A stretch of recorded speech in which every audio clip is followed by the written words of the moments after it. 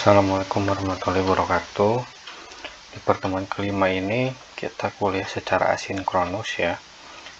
Kita akan bahas tentang bisnis model, canvas, and patterns ya. Oke, kita ini dulu ke pengertian dari bisnis model canvas gitu ya. Nah, kalau bisnis model canvas ini merupakan kerangka manajemen sebuah bisnis yang dibuat untuk merancang bagaimana strategi bisnis akan dijalankan ya. Nah, bisnis model canvas akan memudahkan kita melihat gambaran tentang sebuah ide bisnis dan rencana realisasinya dengan cepat, jadi jauh lebih ringkas dibanding sebuah bisnis plan.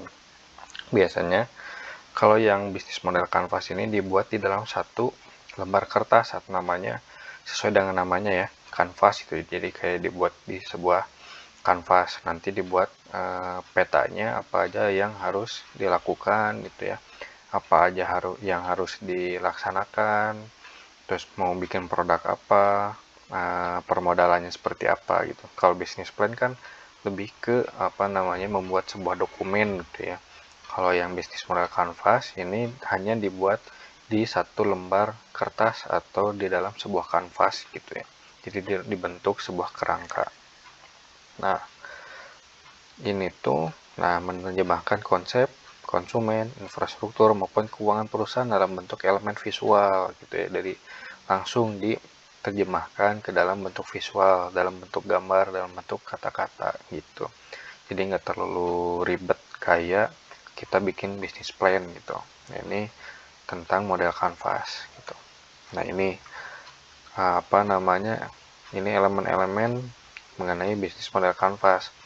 Ada key partners, key activities, key resource, ya, value propositions, customer relationship, channels, customer segmentation, revenue streams, dan cost structure.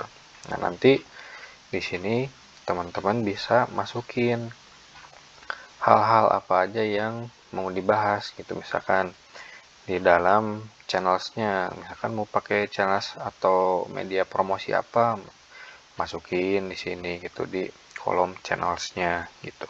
Nah, jadi di sini hanya dimasukkan list, dibikin list lah ya, tapi dalam bentuk gambar seperti ini. Nah, inilah kerangka gitu ya, bisnis model canvas. Nah, elemen-elemennya gimana sih gitu ya penjabarannya gitu. Nah, ini yang pertama ada customer segment. Nah, jadi udah tahu lah ya teman-teman, jadi dibuat kayak segmentasinya gitu ya, berdasarkan kebutuhan, usia, gender, hobi maupun tingkat daya belinya gitu. Contohnya kayak misalkan satu maskapai penerbangan mengeluarkan 2 produk untuk memenuhi kebutuhan dua segmen pelanggan yang berbeda. Contohnya kayak Garuda Indonesia dan Citylink gitu. Untuk Garuda Indonesia dia mengarah ke segmentasi konsumen menengah ke atas gitu ya. Terus untuk perjalanan luar negeri yang jarak jauh. Nah, kalau Citylink kan biasanya dia untuk segmen kelas menengah dan fokusnya di penerbangan domestik dalam negeri. Nah, itu kayak satu yayasan ya, atau satu perusahaan membuat 2 produk dan 2 segmentasi yang berbeda. Nah, selanjutnya ada value proposition. Nah, jadi kalau ini lebih ke nilai yang ditawarkan perusahaan kepada konsumen dalam bentuk produknya gitu ya. Bisa juga dalam bentuk solusi gitu ya, atas permasalahan yang dihadapi oleh si pelanggan tersebut gitu ya. Contohnya kan sekarang banyak nih konsumen yang melakukan pembelian secara online. Nah, misalkan si konsumen tersebut membeli elektronik atau misalkan barang pecah belah. Nah, sebagai satu kita jualan online, dari segi produknya sama dengan yang lain, nah kita pun harus punya value gitu yang dibedakan dengan yang lain. Value-nya misalkan dibuat kemasan yang lebih terlindung, dibikin atau dilapisi bubble wrap nanti si produknya gitu ya, atau misalkan dimasukkan ke dalam kotak kayu agar lebih aman gitu. Nah, itu sebuah value juga gitu, sebuah nilai yang sebagai nilai tambah gitu ya, dibandingkan produk pesaing yang sejenis itu. Kalau misalkan di pesaing cuman diinin pakai kardus terus plastik. Kalau di kita enggak gitu ya, pakai bubble wrap, pakai kardus, langsung pakai kotak kayu juga, terus pakai plastik gitu. Jadi perlindungan ganda lah gitu ya. Nah, yang ketiga adalah channelsnya.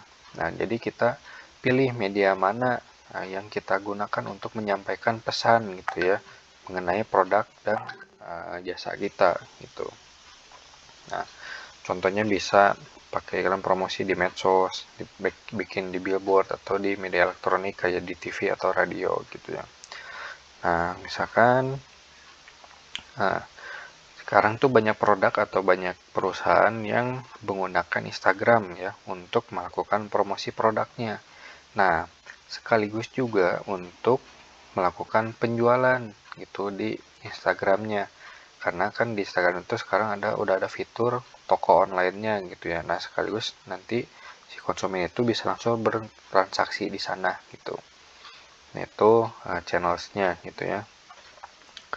Terus apa namanya? Ada apa namanya itu? Customer relationship ya. Nah, jadi gimana caranya si perusahaan ini agar bisa berkomunikasi dengan konsumennya gitu. Nggak hanya berkomunikasi tentang jual belinya gitu, tapi berkomunikasi untuk menanggapi komplain konsumen juga gitu. Contohnya kayak di beberapa perusahaan punya saluran Instagram dan Twitter untuk menanggapi keluhan konsumen gitu ya. Terus suka ditanggapi dengan sapaan.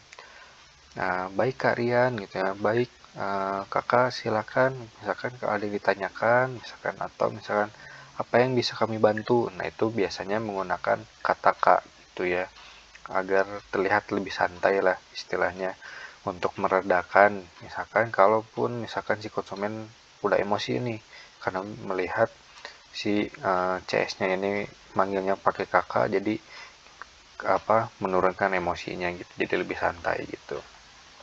Nah, ada revenue streams gitu ya. Nah, kalau ini biasanya merupakan sumber pendapatan perusahaan dari berbagai sumber seperti hasil dari penjualan, dividen, dan lainnya gitu ya. Contohnya, hasil penjualan produk secara fisik atau online bisa juga dari hasil konsumen berlangganan produk. Kayak contohnya Spotify dan Joox gitu ya, dan Joox gitu. Nah, itu kita kalau misalkan pengen berlangganan lagu-lagunya lebih bebas kan harus berbayar tuh gitu. Terus ada key activities. Nah, jadi semua aktivitas yang berhubungan dengan produktivitas bisnis yang berkaitan dengan sebuah produk di mana kegiatan utamanya adalah menghasilkan proposisi nilai gitu. Contohnya, kalau kita jualan online maka apa sih yang harus dikelola dari website kita gitu ya, agar si konsumen itu nyaman dalam berbelanja gitu kan, terus mau diakses sama semua perangkat. Kadang kita mau belanja online di sebuah e-commerce tapi nggak support di handphone gitu, jadi harus buka di laptop atau di PC gitu kan. Nah, itu menghambat aktivitas kita dalam proses membeli produk gitu. Selanjutnya ada key resources. Nah, jadi kali ini perusahaan perlu menentukan sumber daya sesuai dan dibutuhkan dalam menjalankan aktivitas bisnisnya. Contohnya produk yang dijualnya apa gitu ya. Terus perlu gudang penyimpanan gitu ya. Perlu peralatan untuk mendukung proses jual beli. Ada SDM-nya, terus ruang kerjanya harus nyaman, websitenya itu harus bagus gitu ya. Ada kendaraan operasional dan ada listrik untuk operasional kerja gitu. Lebih kalau kayak resources itu lebih ke sumber daya yang dimiliki atau aset yang dimiliki oleh perusahaan.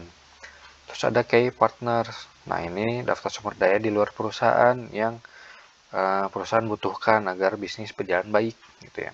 Kalau misalkan kita jualan buku, pastikan kita perlu yang namanya penerbit yang menyediakan buku yang bagus misalkan ya. Terus perlu ekspedisi juga gitu ya, kayak si cepat, JNT, JNE gitu ya, untuk mengantarkan dan mengirimkan produk ke konsumen. Nah, perlu juga yang namanya investor gitu ya, agar mempunyai modal yang kuat gitu ya, agar mampu bersaing ke depannya dengan pesaing yang lain gitu. Nah, yang terakhir ada cost structure. Nah, gimana si cost structure ini adalah biaya gitu ya yang harus dikeluarkan untuk mengoperasikan si bisnis perusahaan. Biasanya elemen yang digunakannya itu untuk menghitung si cost structure ini adalah key activities, key resources, dan channel. Nah, key activity dan channel dalam toko buku online adalah website gitu. Berarti butuh yang namanya hosting dan domain gitu ya. Untuk yang kegiatan key activity dan channel, karena key activity di sini kan butuh website untuk memudahkan konsumen dalam membeli barang. Channel pun sebagai sarana untuk mempromosikan barangnya gitu. Itu yang pertama. Yang keduanya, key resource gitu ya, dari toko buku online adalah produk buku yang dijual. Nah, gimana caranya harga beli dan harga jualnya itu harus pas gitu ya. Misalkan harga belinya berapa ya, 20.000 gitu ya. Harga jualnya 27.000. Nah, itu harus diperhitungkan juga gitu. Nah, jadi itulah beberapa elemen gitu ya yang ada di dalam bisnis model kanvas gitu. Nah, seperti gambar ini saling berkaitan gitu ya antara satu elemen dengan elemen yang lainnya. Nah, ada juga nih bisnis model pattern, biasanya ini untuk bisnis yang sudah lama tapi butuh penyesuaian gitu modelnya gitu ya.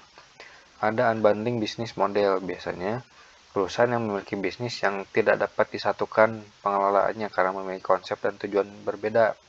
Biasanya untuk segmen bisnis customer relationship, product innovation, dan infrastruktur. Contohnya Telkomsel, Wika, terus perhotelan. Kenapa contohnya ini gitu? Karena Telkomsel dia hanya bergerak di bidang digital gitu.